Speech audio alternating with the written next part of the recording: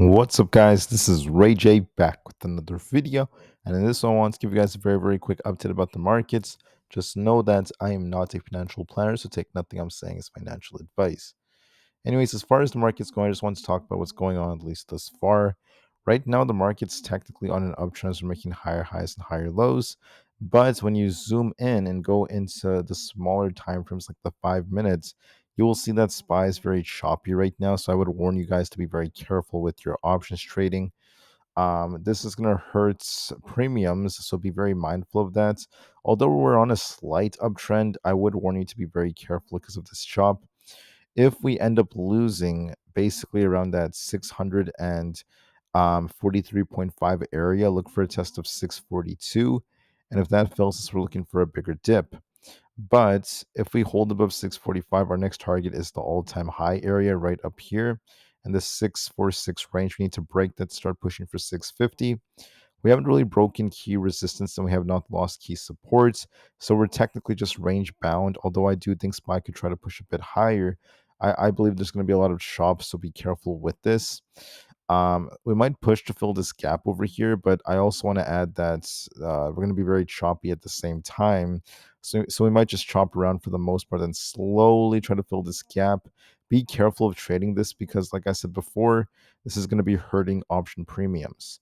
Same thing is happening with the QQQ. In fact, this is actually a little bit stronger than SPY. So if this loses 570, it's going to be more bearish. But right now, it looks like we're trying to head for the levels we saw on Friday. So I do think this might be pushing a bit more for 573.5, and we'll see if that breaks or not. But I do see some upside potential in this. On the IWM Russell 2000, we're showing some weakness unless we get back above 233. I'm looking for a move all the way back down towards like 232.5, at least for the short term. Might dip just a little bit, but overall, there could still be a bigger bounce coming because on the 4-hour time frame, we're still quite bullish, right? We're just seeing a very small retracement compared to the upside. It might return to either 232.5 to 231, which is where we have this resistance. Then we're looking for a big bounce off that range. For ES, we're bullish, nice looking bull flag, but as long as we don't lose 64.38, I think that there's a good chance that this consolidates and maybe slowly pushes for 64.80 then 6,500. It's going to be very slow though. It's not looking too fast.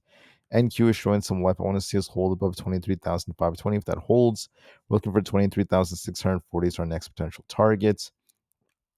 Bitcoin is going to slowly make its way up to about 113,000, but it's going to be very slow. Tesla remains very resilient, very strong. Looking for a test of 346. If that breaks, we're going for the 350s. And eventually, 367 is going to be our ultimate target. This looks more bullish for now.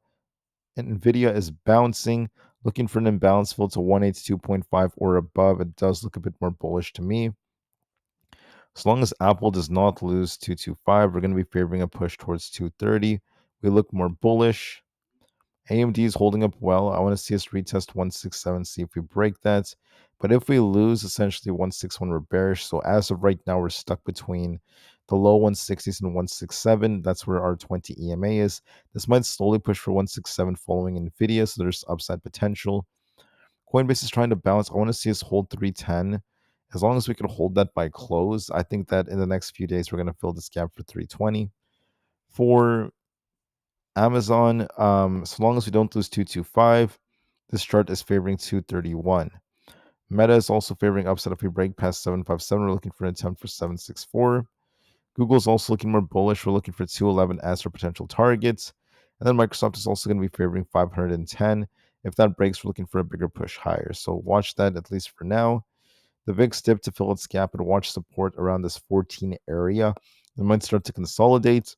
And once again, guys, the market's going to also likely consolidate for a bit, but I do see some upside potential. We might slowly inch our way higher on SPY and to the QQQ for the targets I called out. But like I said before, be careful with all the chop that's going on. The chop may hurt option premiums, so be mindful of that if you guys want to trade and such. With that being said, this is your quick update for now. I thank you all for listening, and peace out.